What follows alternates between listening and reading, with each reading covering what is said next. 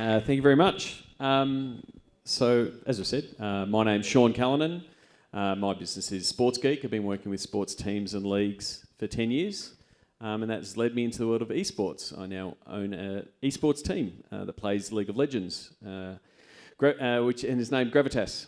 And so I've got an esteemed panel that can talk all things esports and gaming. I'm going to quickly introduce them, and then I'm going to do a bit of a pop quiz to find out what you guys know, so we actually deliver content you want. To my right is Chris Derrick. He's CEO of Order. They also compete in multiple titles, including League of Legends. Chris can tell you that Order beat Gravitas last Friday night. I'm sure you were going to mention it at some point, so I'll get in front of that one. Mads Brown is head of product for Fortress Australia. That's going to be opening up in Emporium in Melbourne, one of the first in the Southern Hemisphere. Gaming and esports venue, so that's where you will go to play games in the very near future. And at the end of my panel is Lewis Mitchell from Twitch. So if you want to watch anything gaming and esports, he is the man to talk to, and Twitch is the platform. So before we get started, so we get a feeling for the room, how many people consider themselves gamers and play games on a regular basis? Okay, yes.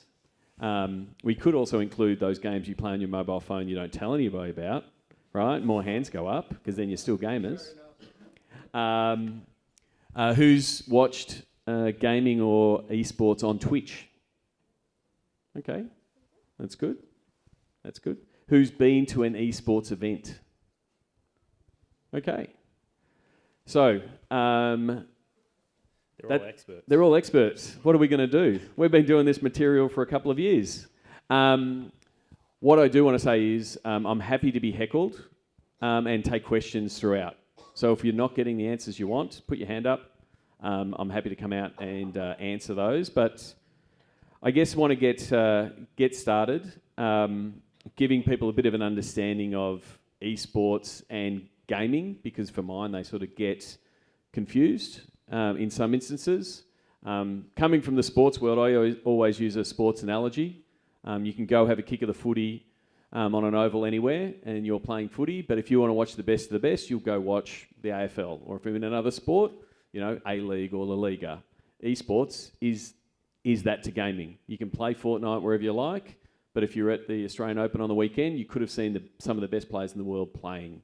And that's where a lot of kids were watching, both inside the stadium, but then also watching, I think it was, 30,000 watching on Twitch? Yeah, it hit 30,000 concurrents at one stage.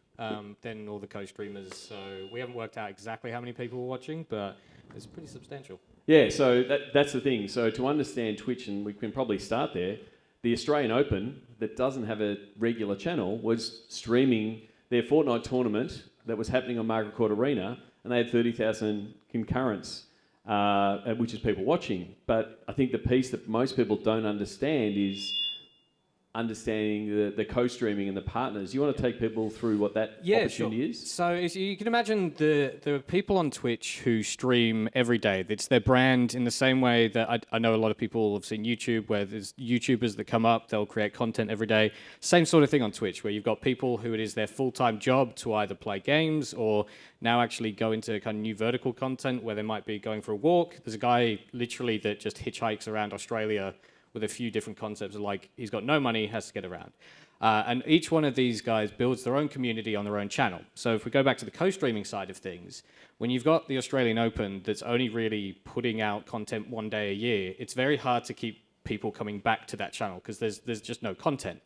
But if you've got the main channel where they will direct all their marketing, and then you've got people who are interested in it, who also have another 30,000 people watching, which happened at the weekend, where Tifu, who's one of the biggest guys on Twitch, was also watching on their channel, and that added an extra 30, 40,000 concurrents. And then you have people that all the way down to, they've got 100, 200 people watching, even 20 people watching, and it just kind of means that you're allowing your content to get out there, and the sky's kind of the limit at that point in time. Yeah, so it does offer, I guess, a new form of media, and you're seeing the same stuff working in with Twitch with like the NBL and allowing partners effectively to be commentating an NBL match on Twitch, bringing in a new audience. And that was something that they were really attracted to, because it is a different conversation. You are changing the way that the same piece of content is being presented, where before you had the exact same commentary team that everybody had to listen to. Whereas now you've got, hey, this guy that I watch play games on a regular basis, who is also into basketball, can now add a piece and talk to me in a way that I'm starting to understand basketball. Maybe I didn't watch it before, but now I will sit here and give it the time of day because my favorite content creator likes it. Or you can go the other side, where it's like some of these guys have never watched basketball in their life, the content creators, but then the audience members are actually fans of basketball, and then they sit there and teach these well-known personalities what's going on, why this person did this. And so you've got this whole array of, I just want to give it a go, to I'm an expert, let me teach you guys about it. And people are willing to give more time to something that they have familiarity with. It's worth pointing out for those that haven't watched Twitch that it's different to just watching the TV where sport or games are just broadcast at you and someone talks at you. It's very interactive. There's a chat feed there. People talk into the chat about what they're watching. They're asking questions. The people casting games, sports, whatever, are reading that and talking back. There's much more engaging content. Yeah, it's very much like you hear, leaning back or leaning in, and Twitch is very much that leaning in. So, if you're sitting back watching the footy and you're just consuming it, and normally you've got your second screen, or in some instances your first screen, which is your phone, with a product like Twitch and with a platform like Twitch, they're actually in the chat and having a conversation with people, and sometimes with the broadcast itself. Like, I think that's where that broadcast kicks in the best. It's like the commentators and the hosts are taking suggestions on what they should do next or what they should talk about from people who are actually listening. Going from the streaming piece to the exciting stuff you're doing at Fortress. So Mads, tell people what Fortress is and what it's proposing to be, and how exciting it is for the space, and especially Melbourne. Yeah, sure. So we're setting up a series of venues around Australia, with the first one being in Melbourne at Emporium. And we're really aiming to create an entertainment alternative for gamers. So, I mean, we all have, a stereotype about what a gamer is, but realistically, there are far more gamers than we all kind of imagine. The average age of a gamer is about 32, and there's over 1 million people in Melbourne who are regular and passionate gamers. And really, there's nowhere for them to go on a regular basis to interact and have a social experience with gaming. So that's what we're doing. In the Emporium, it actually opens up next month. What we're building is a massive venue. It's about 2,700 square metres, if you think in those types of metrics. But essentially it's 2 bars, 2 restaurants, a full esports arena. There's space there to play tabletop games as well, so Dungeons and Dragons, Magic the Gathering, board games and things like that.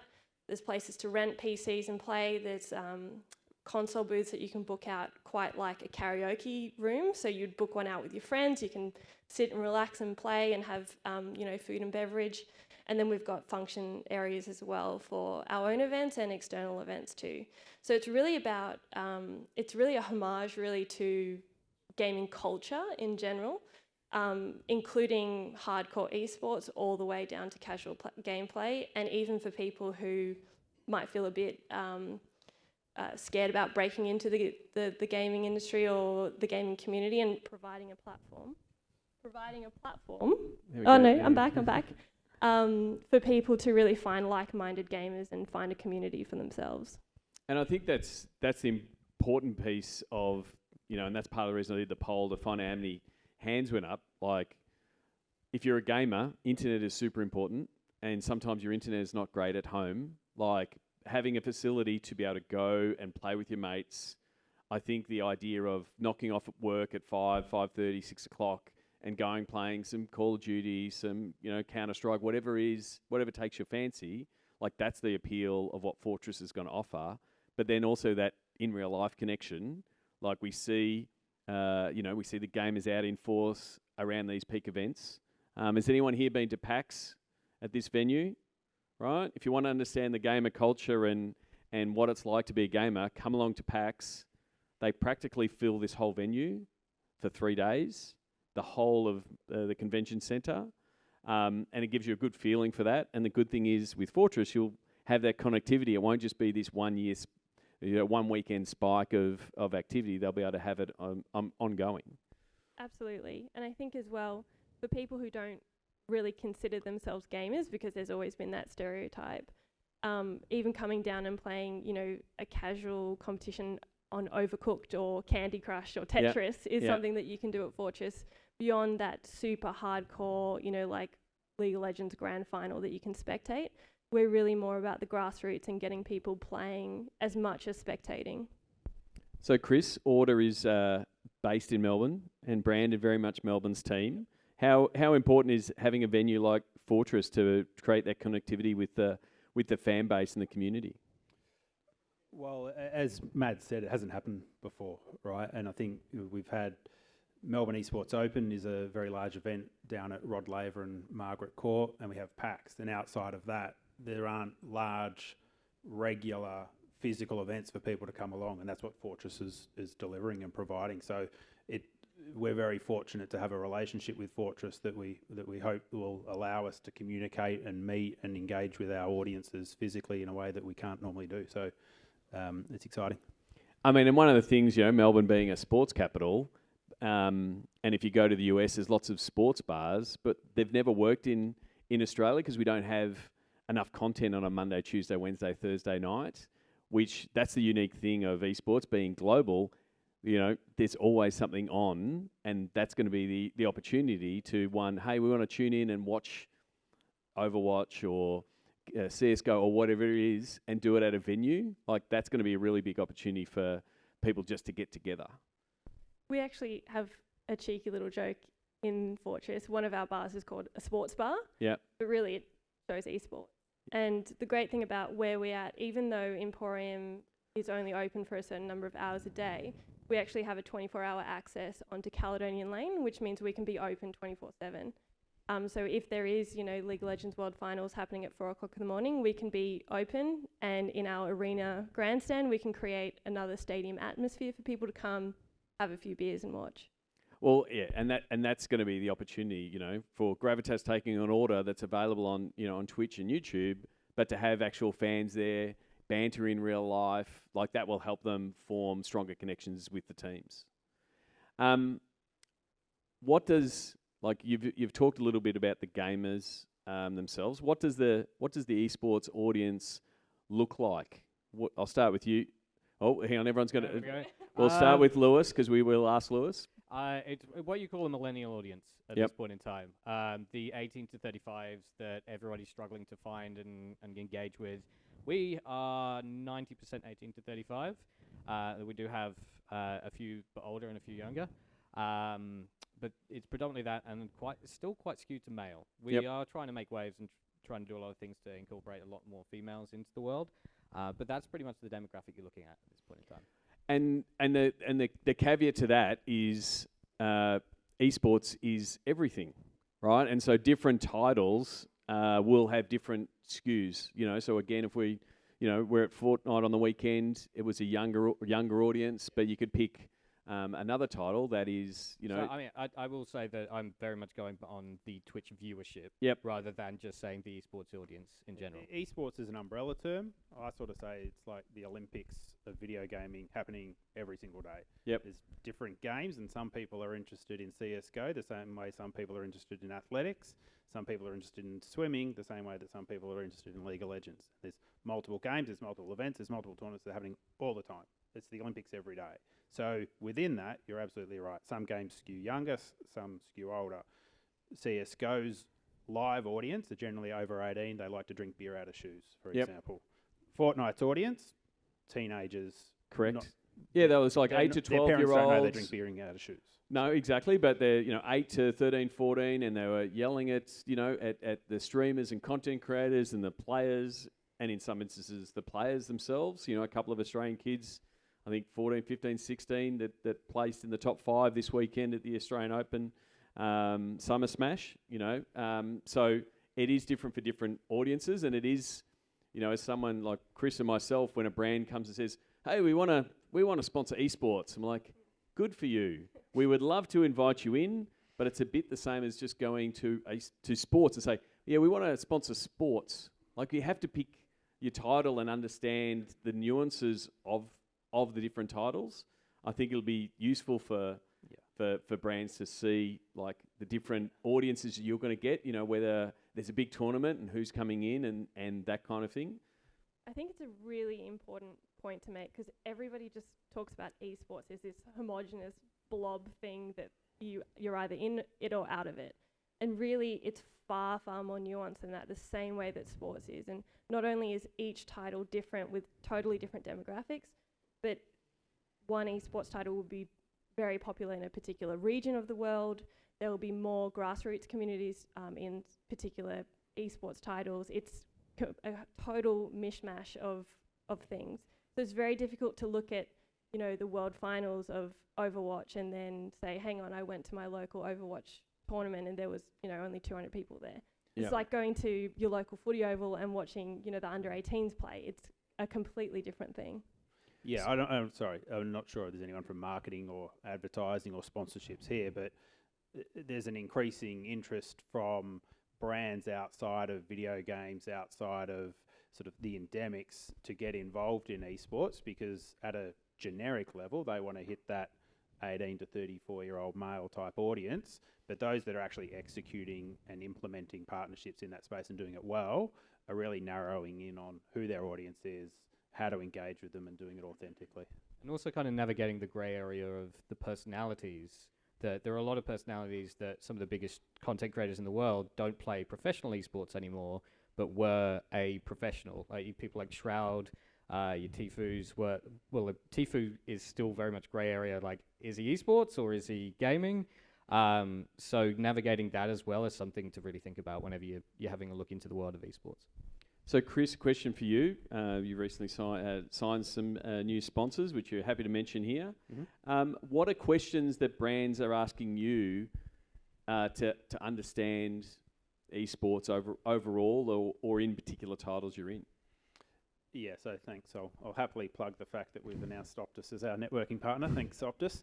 You know, like if I take you through that process, then they want to know who the audience is. They want to know why they would get involved in esports and how to engage. And they're an interesting case study because they're a telco, right? And all games these days are pretty much played online, and you need a home internet connection or a mobile internet connection, and they sell them. So you would think that that's pretty straightforward, but actually it's not that easy to actually be able to help them understand, whether it's streamers and content creators on Twitch or other platforms, whether it's a team in esports, how that's actually going to make a difference. And it's no different to basketball, football, anything else. If I stick a logo on here, how's that going to help a sale?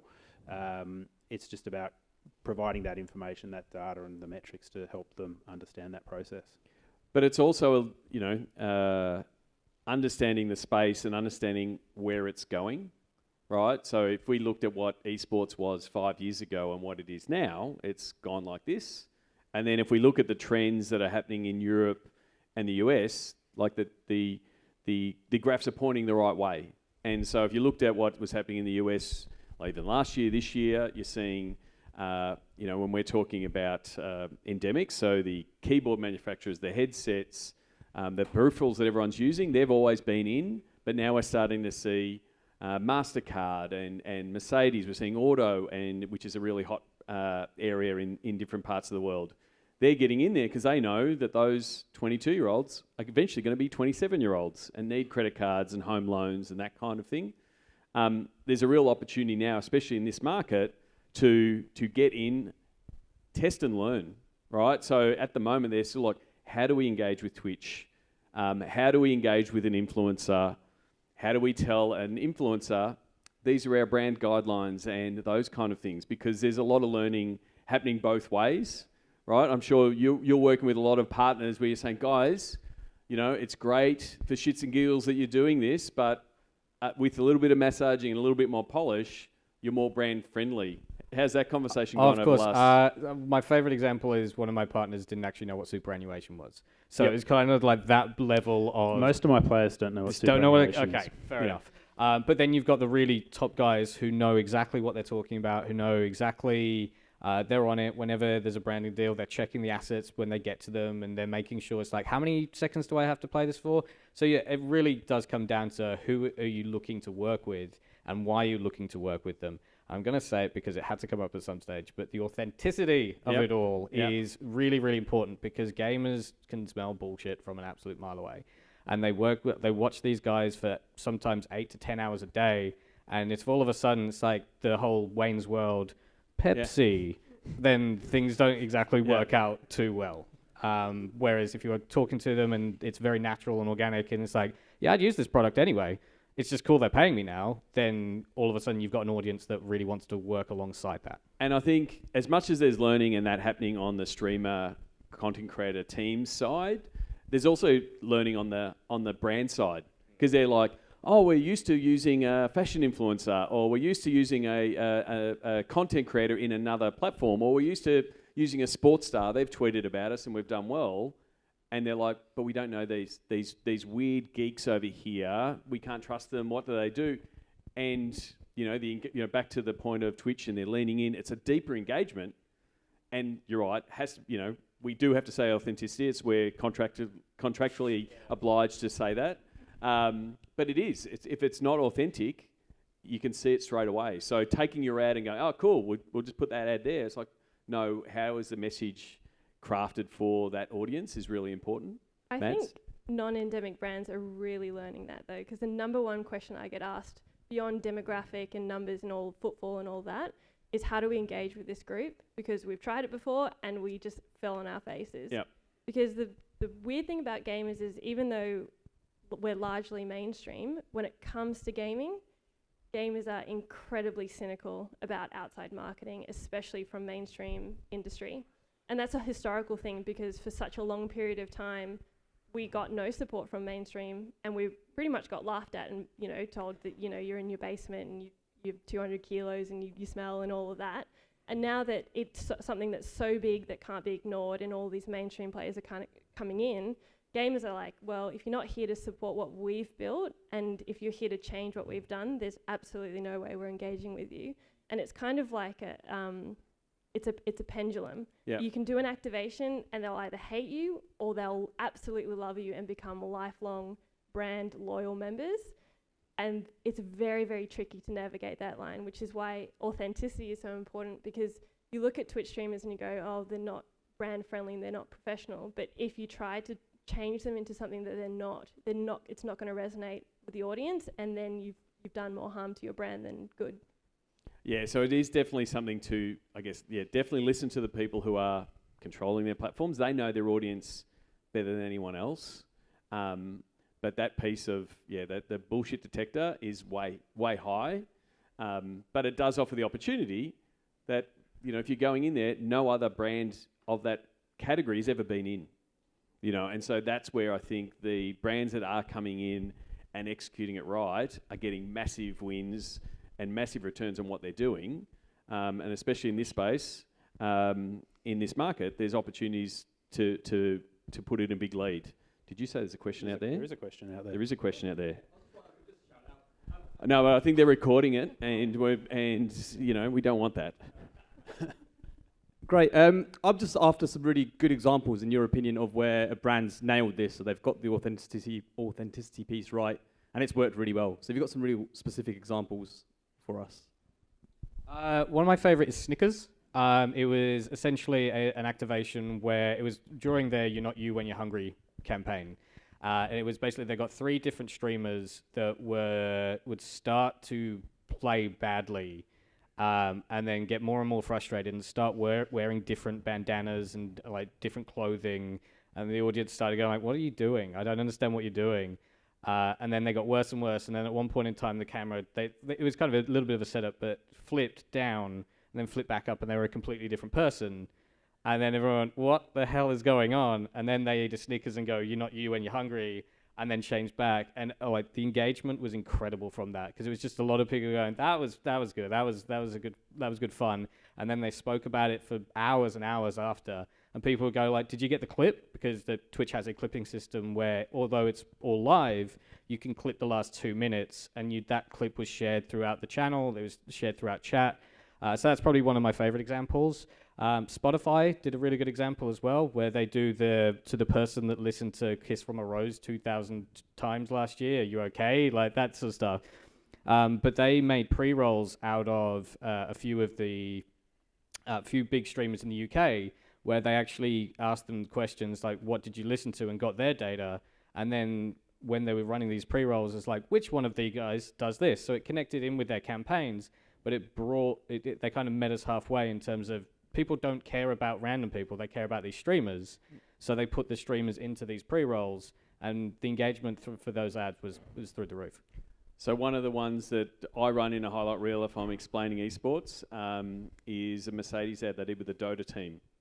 And they effectively did the appeal of, you're a gamer and you know you're doing your own thing, this is your own thing, and then you're at the pinnacle and then you're driving a Mercedes. Like if you Google that ad, like I showed it to my players, I'm sure your players have seen it, and they're like, cool, I want a Mercedes, right? And that's exactly what they want. And it made it aspirational, and it set them alongside, you know, pro footballers and soccer players and all of those kind of things. And again, they're not expecting an 18-year-old gamer to go buy a Mercedes, but they're in their aspiration business. At a really simple level, from a marketing strategy point of view, they haven't just chucked the Mercedes logo on jerseys or anything. They've taken those guys and put them in the overall Mercedes marketing. And I think that's one of the things, without calling out people specifically, that I see that a lot of brands fall down on. They'll just think, I chuck on my logo and that's enough. But actually bringing the esports team, the players, the content creators, whoever it is, into the overall marketing strategy is really important to engaging that audience and making them feel like you're not just trying to make a buck out of them, but you're trying to actually add value to the esports and the gaming community. And I think that's the biggest thing, is being able to draw a tangible link between the brand and the value that's being delivered. Because where it is just sponsoring, you know, people think, oh, I'll just sponsor a tournament and that's delivering value. But really, gamers just see the logo up on the wall and they don't really get it. Whereas if they can see a tangible change in what that league or tournament is offering, maybe it's bigger prize money, maybe it's a pathway to play internationally, people will immediately connect the funding that's come from that brand into what directly benefits them as a player. So where anything can be tied back tangibly to a value is where I think people have done the best, especially, for example, like a Mountain Dew League, I think is a great example of how they've provided opportunities for players in Australia to play internationally, and it's always been very well regarded. And I think that's the other part of reframing and the stereotype of a gamer, right? You know, in the pro scene, we're seeing players that are taking care of themselves from a health point of view, and they're going counter to what people might think is the opportunity, or is what a gamer persona is. And so I think there is an opportunity there for brands to be telling that story. And also the other part is, you know, one of the questions I get when I say I'm in esports is from parents, like, should I let my kids game, right? And it's gaming is bad, right? Which is, you know, which Current Affair will trot out every 6 months. Herald Sun. But what's that? Herald Sun. Yes, this is true. But the thing is, there's an opportunity to reframe that both wide, and here's the opportunity, here's the ecosystem that's being built out, you know, and I think that's where brands can start entering that conversation, because it's not just, you know, not just the overall gaming sector overall. Games are just one screen, though. I have this conversation all the time. I can see smart watches. We've all got phones. We all use computers. We're all looking at screens all the time. Video game is just another screen. Like, there's no healthy general advice on what's healthy screen time or what you should do to counter that. If you play for half an hour, you should walk for 10 minutes or blah, blah, blah, whatever. It's the same for everything. So one of the opportunities in esports is the global nature, right? So even though Order is Melbourne's own, anyone in the world can follow it, anyone in the world can do it, and also from a player development point of view, players can go on and play in other leagues. Do you want to talk a little bit about the opportunities globally, both from a team point of view, but then also from an Australian talent and player point of view? Yeah, so from an audience point of view, if you take League of Legends is probably a good example for us. The guys play here Friday, Saturday night with a global audience for that broadcast of about 130,000 people, about 20,000 of them in Australia. So the majority of that audience is overseas. Our team last year have now got, quick maths, I think 4 of the guys from the team, including the coach, are now overseas. They've gone either overseas to coach or to play. And that's not just across order, that's across a lot of the teams. The top tier talent is really a feeding ground and a pathway to playing globally in front of large organisations, getting large salaries, having careers as professional gamers. And the flip is that that's going to increase more international viewership as teams in North America or teams in Europe are going, oh, we've got to go mine that Aussie talent, so it becomes that global play. And then the other part is the winner of the OPL in our instance does play in a world championship competition at the end of the season. So it does become, a global opportunity. And I guess that's the piece that our brands are also looking at, that you can talk to Australian market, but also have that global reach. Our brands tell me it's very important that we have teams that are getting international exposure, for sure. And so, is there any other questions around specific games or anything in particular? No? Yep. One? Yep.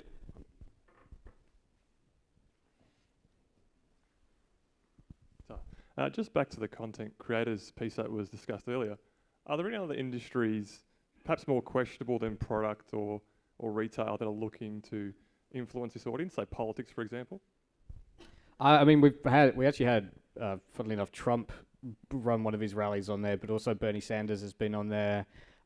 We had ASE doing a stream on there as well. I mean, a lot of these personalities as well will talk about politics. I wouldn't be able to give you a specific example other than the streams from the politicians themselves of a political activation.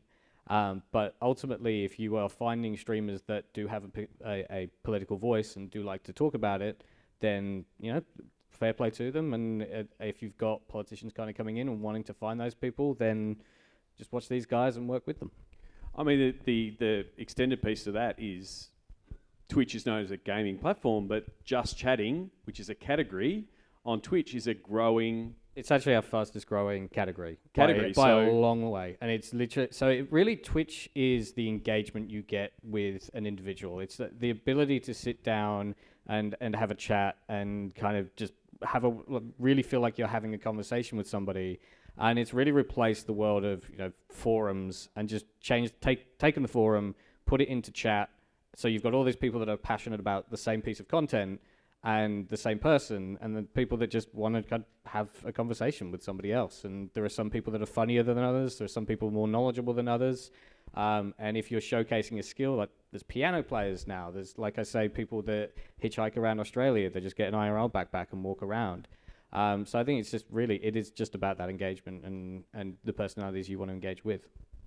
The flip side of that is that obviously the people watching and chatting and typing can be very positive and potentially not so much as well. And that's the same as any online platform, right? So there is a level of moderation required.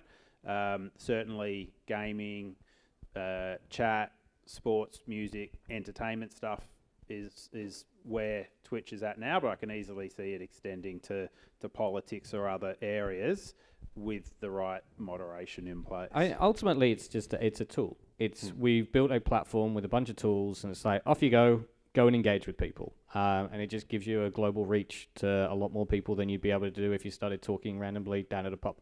And you look very odd. But on Twitch, it kind of works. So back to the, I guess, the event piece. Melbourne's really pushed its chips in hard in this space. So we mentioned it before, MEO, Melbourne Esports Open. Who's been to Melbourne Esports Open the last 2 years? Okay, a couple of people. So Melbourne Esports Open was, it's run by TEG. It's backed by Visit Victoria to really put Melbourne, on the map as part of their major event strategy. And it has the best of Australian esports there. So the first year was 2 years ago. The OPL, the Oceanic Pro League, where both Gravitas and Order play, our grand final is there. They had the Overwatch League grand final there, and a bunch of different esports there. So it's meant to be a bit of an esports festival. Come and see the best in Australia. The first year, I think they got it up and running, 6 weeks, roughly? It was very short turnaround. So the first year was 6 weeks, and it was Rod Laver Arena, Margaret Court Arena, and a good precinct over 2 days.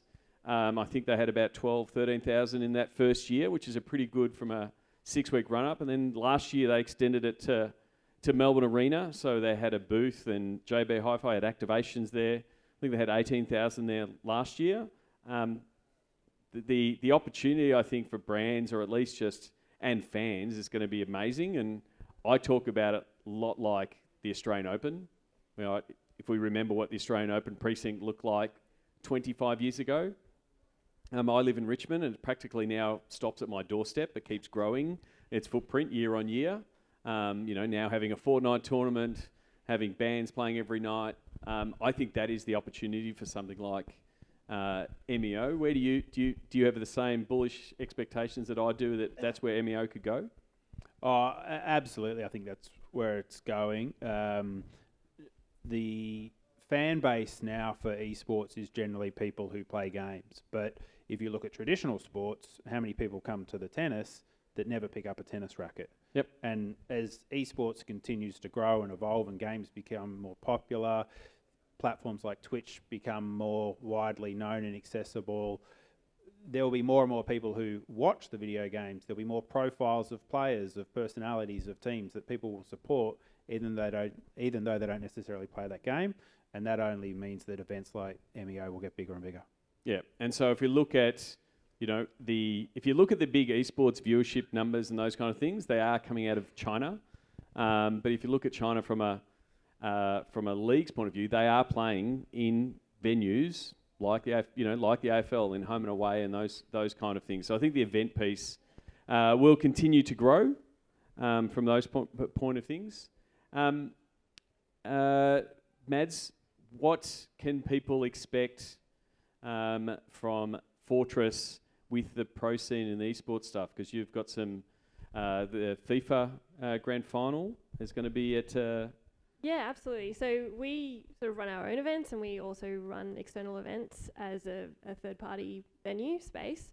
We just announced that we're running the FIFA E-League Grand Finals in May, which will see all the A-League esports teams in the venue, along with some A-League talent as well. And that would be broadcast on KO, which is pretty cool because up until now they've been a bit hesitant about esports being in their sports repertoire, but now they're really leaning into esports as being part of sports. And we'll host a large number of sort of large esports events at Fortress as well across the year. Yep. It is a current debate in the sports space. Yes, and I'll come get that. Is esport a sport? And so I've been beating people for the last 18 months to say it is a sport, because if you try to explain AFL to an American, it's exactly the same. It's just as foreign. Where was the question? Hello. Thank you for picking up my question. So I'm not really a gamer. It's really my brother. He is a pro gamer, and he always talks to me about Australia's standpoint globally, and he always talking about how the quality of the players aren't global. We're not in the top ranked, and he was talking about how there's internet problems here, that could be a possible cause, or that there's just not corporate support, or just a whole range of reasons where he's saying that he's going to move overseas to have more of a viable career. So what is your standpoint on this, and is there any kind of movement to maybe support Australia to be one of the global players? I think from a scale perspective, we actually do pretty well. We're only 25 million people, remember. So there are top Australian players playing Dota, Counter-Strike, League of Legends, Overwatch, Fortnite, all of the main titles over the world. And from the fact that there's only 25 million of us, there's probably, on average, on scale, only a few, because there's lots more people in China, America, Europe, wherever else. In terms of infrastructure more broadly, then obviously I recommend Optus. But outside of that, then it's a well-known fact that our internet isn't as good as some of them globally. Certainly, to play in international events, you generally have to be on the server in the country where the events are happening, and that does lead a lot of Australians to going overseas. So, what he's saying isn't untrue. We're also playing catch-up in a number of ways. You've got people like Korea where esports has just been a staple for probably about 20 years at this point in time. So you have those infrastructures, and because more and more people have congregated towards the world of esports, then obviously brands come along at the same time. You've got infrastructure there. But it's the same way as like saying, would a footballer go over to the Premier League or stay in the A-League, where it's like you've got that giant scale in the Premier League, but that's not to say a player can't be built up and become a world-class player coming from Australia in the A-League and then go to the Premier League. It's exactly the same concept, and it's happened a few times. Anna, who is a Dota player, has won the international twice, which is, I think it got overtaken as the biggest prize pool and then reclaimed the biggest prize pool in esports, which was it was like $32 million or something.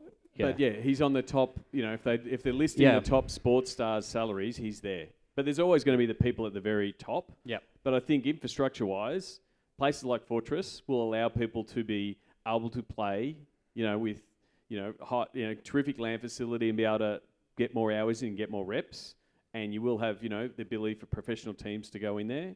I agree with Chris. It's a population and internet issue. But I also think Australia, what I liken it to in Australia in the sports scene, it took us probably 15 years ago, and we started putting our sports scientists and we pushed them into winter sports, and we don't have any snow here, and we started having people winning gold medals at the Winter Olympics. And so those soft sports that haven't had a lot of high performance coaching, so like Winter Olympics, BMX and all of those kind of things, when Australia put its sports science and sports tech to those industries, we batted well above our average. I think that opportunity is going to exist in esports as well once we get those types of coaching happening with our guys. Because when they do get on the world stage, we do see them perform well. So, in the European leagues, in League of Legends, we've got Destiny that left the top team. We've got Ryoma playing for 100 Thieves in North America. Our guys are performing well on the big stage. So there's nothing really holding them back. I'm sorry to interrupt, but CSGO was we had a team that's kind of grown and grown and grown, which now play for 100 Thieves. So they're making finals in major tournaments, and they started in Australia, grew together. So yeah, the opportunity is there, and also you've got to think the buy-in's way low at this point in time. So the ability to change the game is much higher and much quicker than having to go over to Europe and trying to get involved with Fnatic or something like that. Hi. So one of the biggest difference between sports and esports is probably that football is always football, but there's probably a new game every 2 years of the same game, new versions. Just wondering what kind of risks that kind of brings to the table, people having to retrain and, Generally speaking, the players in a particular title, competitively at least, will only play that title. And so, yes, the game will update and evolve, but it's essentially the same game. So the AFL change their rules every year, the NBA change theirs every year, the video games change slightly. But the biggest esports have either been around a long time, so League of Legends, CSGO, more than 10 years. The newer ones that are big and are growing have got a lot of publisher backing to make them big, successful, and ensure that they're around for a long time. Yeah, and the fact that the game's changed is part of the appeal of the game. That's why people keep playing the game, and it's got that longevity.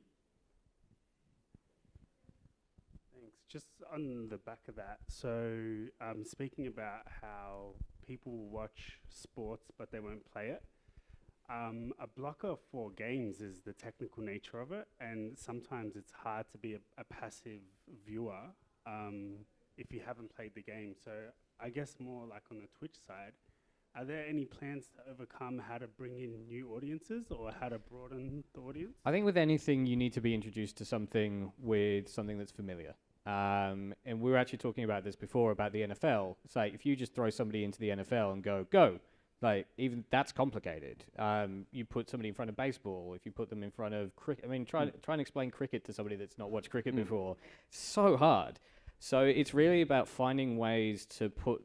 If you're getting a new viewer in front of, let's say, League of Legends, it's really important to kind of figure out ways that there's something familiar that you can talk to them about, whether it be, hey, it's with a friend, you encourage them to watch with a friend, whether it's like you make content that is around, if you don't know the game, maybe watch this content, where if you're an expert of the game, maybe watch this content. And I think it is something that a lot of games will need to work out because esports is still quite new. But it's not any different to anything else that's got some complicated rules. Ultimately, I think it's the publisher who's responsible for that, or the organizer of the event, the league, the tournament, to either introduce that into their main broadcast, or another way to do it is to allow others who are streaming on something like Twitch to commentate and to cast it themselves differently to what's happening. You're absolutely right. I have no idea what goes on in Overwatch. If someone was to actually just explain it to me in a really dumbed down version, it'd make watching it a lot more enjoyable. So that is absolutely one of the challenges of esports, and I think something that if they want to appeal to a broader audience, that is, low hanging fruit. And I think live experiences are part of that. So like when I went to MEO the first time, I wasn't in esports. I was an interested participant and looking at the scene, and I remember standing getting some food. And I think it was like a 12-year-old talking to his dad, and he's like, I can't figure out. He couldn't figure out all the noise because he's so used to watching it on esports that he didn't understand people cheering and clapping, which we take for granted if you go to a football match. So there's that piece of the shared experience, but also the advice that I gave the guys at TEG after that was the dad, who has no idea what's going on, like they just needed to play some explainers to say, this is the map, this is what the objective is, and so they can follow along. So I think it is partly the broadcaster to be a bit more inclusive, right? Because I didn't watch League of Legends before, I'd seen it, but I wasn't an avid watcher before I owned a team. I got in because it's a really engaged audience and there's an opportunity there. But now I'm watching the games and I sort of understand it. I do tell my coaches if I tell them anything, I tell them to tell me to go away because I don't know anything. But you can get invested in, that's how the game is played. So I do think that onboarding and being inclusive of people who just want to watch it because they like competitive stuff, I think that is a challenge for the broadcasters. I do like the idea of the co-streamers and go, hey, we've got a newbie person who's going to talk about the game and this is how we talk about it. And it helps introduce someone new. That's what we want, to have more people. We got time Question at the back. At the back.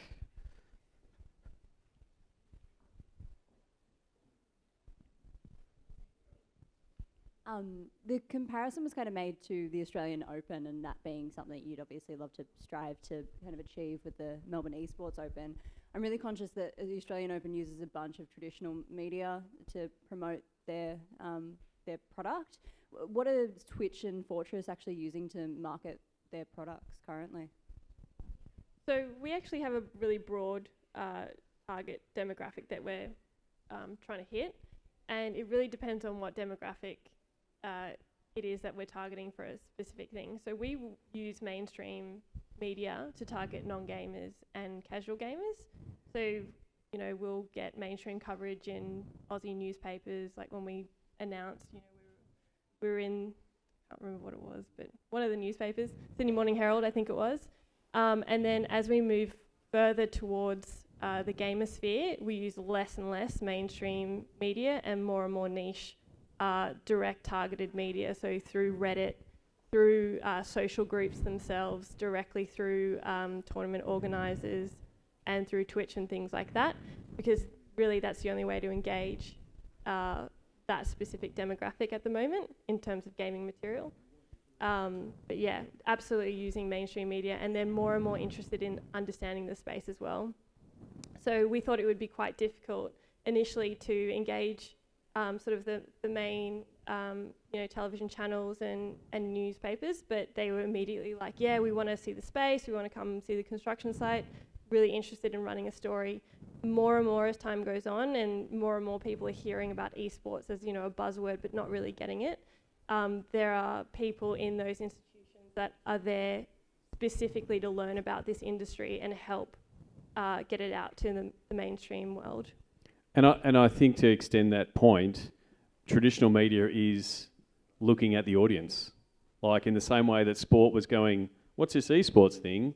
I can tell you Channel 7, Channel 9, Channel 10 are going, who's this Twitch bloke, right? Because that's where that audience is. And so they're going to... dollars. What's that? He's taken all their ad dollars. Yeah, exactly. So it's an audience play. So we are already seeing some esports on mainstream TV. We're seeing Fox Sports carry it, KO carrying it, Channel 10 has carried some of it, Channel 7's carried some of it. So I think that it will go a bit more mainstream. I think it most likely will happen through brands and ads, like seeing big influencers and gamers in Super Bowl ads just shows you that there is that cut through. We've got time for a couple more questions. What have we got? Oh, these from Slido. Where are they? No? Yeah, you read it. Okay, question from the audience. What's the panel's thoughts on how the gambling industry will impact esports this decade? Ooh. Well, there's a lot of interest from gambling sites around esports, but they completely don't get it at the moment. All the experience I've had so far is that they think of esports as this homogenous thing, and they don't understand, the nuances of each game title. They think that that they can approach it like traditional gambling, and that it'll be successful, which it hasn't been so far. From a personal standpoint, and from a Fortress Australia standpoint as well, we don't endorse gambling in our venues. It was definitely a discussion we had earlier on with interested parties, and we just said it doesn't feel right in terms of where we are morally, especially when, the average age of a gamer is over 18, but again, it just doesn't feel right, I guess, from our standpoint. I slightly disagree I think that a lot of them know about esports and they think there's an opportunity there. They just don't know how to go and execute it. And I won't name names, but there was one that was running markets on a game that was... The game happened competitively on a Saturday, but was broadcast on a Monday, and they were running live bets on the Monday games, even though pretty much everyone knew what the results was on the Saturday. Now, finally, thankfully, they figured that out, and they stopped doing that. This is actually one of my kind of pet interests, because what's kind of totally lacking in esports that happens in traditional sports is integrity within sports betting and other things, so match fixing and stuff like that. And within traditional sports, those that govern the sport, so let's say Cricket Australia, footy, AFL, etc., are responsible for that. They have agreements with the sports betting companies, they regulate it, they monitor it, players are held to a certain standard.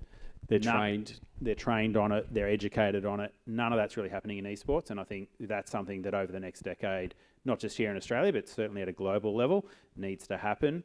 There are some incidents last year where some pretty young guys have got caught out doing the wrong thing, and that's going to sit on their personal records for the rest of their lives when the tournaments, the publishers, whoever else, kind of get off scot-free. So, I think there's a lot to be done in that space. And the other side of it is, from my point of view, is I agree with what Chris has said. I want to protect the players. Like, they don't realise what they could get themselves into trouble with. Like, they could go to jail. And we're talking 18, 19-year-old that don't have life skills, right? They don't know these things. So that's a big concern as someone that employs them.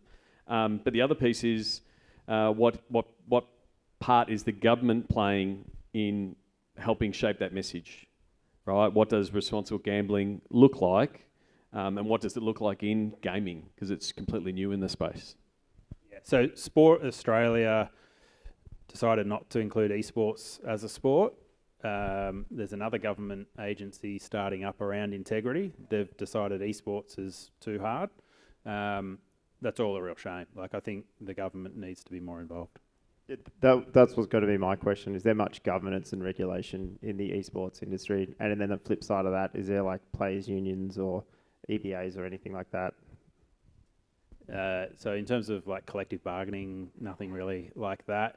Counter-Strike has the CSPPA, so Counter-Strike Professional Players Association, which is more focused on North America and Europe, but certainly covers Australian players. So I assume all of my players are members in it. I certainly know some of them are, but League of Legends, Overwatch, lots of other titles don't have anything like that. So, I was actually on an esports panel at Pause Fest last year with the head of the NBL, and I said the same thing. I said, I think there should be something, and he told me, be careful what you wish for. I actually think it'll be a good thing if we had it. Yeah, I'm the same. It does give some rigour around what's there, and some accountability, both from us as teams, but from the publishers and the ones that are running the league. But it also gives some collective agreement from the players as well, and address those kind of things. It also encourages government support when an industry is regulated, because they know that what they're getting into makes sense and falls within the parameters of what they normally do. Whereas now gaming as a whole is largely unregulated. And you may have seen in the last few years a lot of controversy around loot boxes and microtransactions and skin gambling to kids and all sorts of things that, the further and further that pushes along, the more it encourages a government response to crack down on these things. Whereas where we can start to, dare I say, in Victoria, unionise and that's the conversation ourselves. I've had with government, to say these things are happening, and to say it's not happening. You're responsible gambling, but there are kids gambling. Yeah. And so addressing it, and currently we have campaigns that try to reprogram kids to stop gambling on sport. These kids have never been advertised to gamble. If they can get in now and program them and say this is how you go about it, they can get in front of it rather than trying to fix it down the track. Do we have any other questions? We've got 2 minutes, 90 seconds. No? Yes? How do you see new technologies influencing the ecosystem of e-games like VR or voice? Because things are changing, and if you think about the interaction today, is quite antique. We're playing on computer, looking for screens, and everything's changing. So, do you see some new? Yeah, there's seeing a lot of different startups and innovation of people trying to find either ways to help player performance, help coaches from that high performance point of view. As Sean talked about earlier, sort of the sports science side of things hasn't really touched esports yet. There's a lot of other stuff happening in a commercial point of view as well. I've got approached recently by a company that Lewis will love, because they're trying to embed ads into games before they go into Twitch streams. Against the terms of service, but what have you. Lots of people are trying to figure out, this is a big audience, it's growing, and what are the opportunities there. So, yeah, there's lots going on. Yeah, and that's the other thing. We've got the whole industry of people who are creating games, and not every game becomes an esport.